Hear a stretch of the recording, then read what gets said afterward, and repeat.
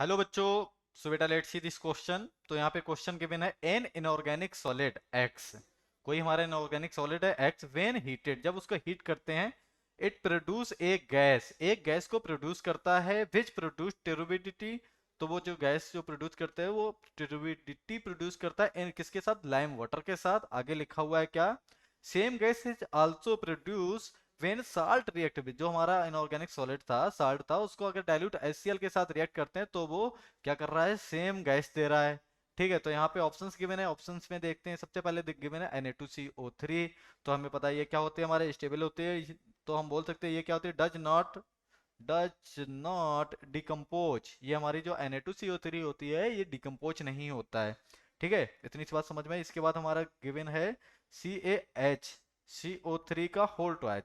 तो जब इसको हम हीट करते हैं तो ये ब्रेक होता है CaCO3 में, प्लस H2O मिलता है, प्लस यहाँ पे CO2 गैस मिलती है। ठीक है, इतनी सी बात आई। तो अगर CO2 गैस को अगर लाइम वाटर के साथ रिएक्ट कराते हैं तो क्या मिलता है, यहाँ पे CaCO3 मिल रहा है, प्लस H2O मिल रहा है। ठीक है, तो यहाँ पे क्या हो रहा है, हाँ ये क्या है हमारा टर्बिडिटी जो बात हो रही है, टर्बिडिटी।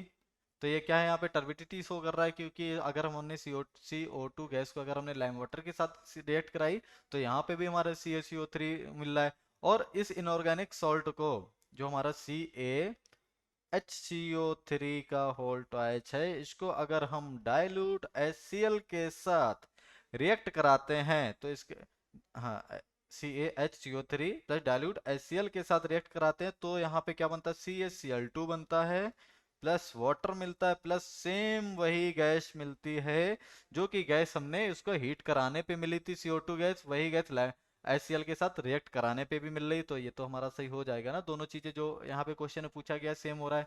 एंड इसके बाद गिवन है NaHCO3।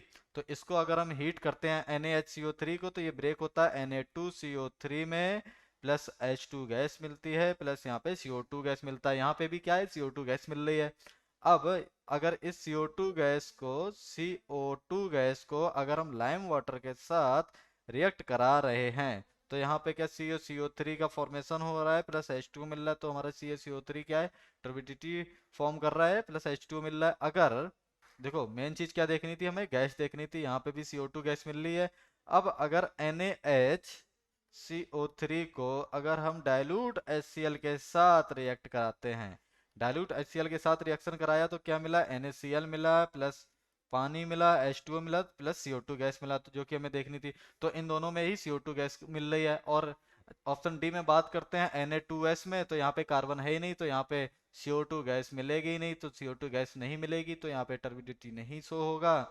तो जिसकी वजह से यहाँ पे जो करेक्ट आंसर होगा, option B and option C इसके करेक्ट आंसर होंगे। Thank you, best of luck.